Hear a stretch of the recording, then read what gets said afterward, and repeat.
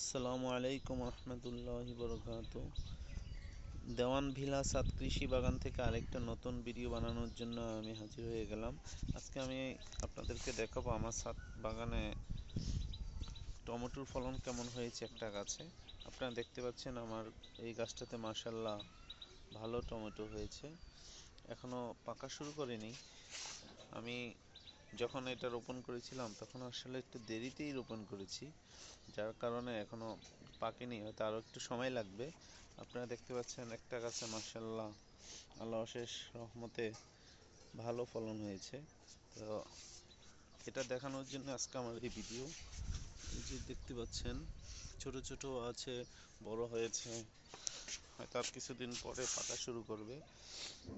তো তখন আমি আপনাদেরকে আরেকটা ভিডিও বানিয়ে দেখাবো। তো আজকে আমার এই ভিডিওটা আপনাদের ভালো লেগে থাকলে অবশ্যই লাইক দিবেন, সাবস্ক্রাইব করবেন। আজকের মতো এখান থেকে আমি বিদায় নিলাম। আল্লাহ হাফেজ।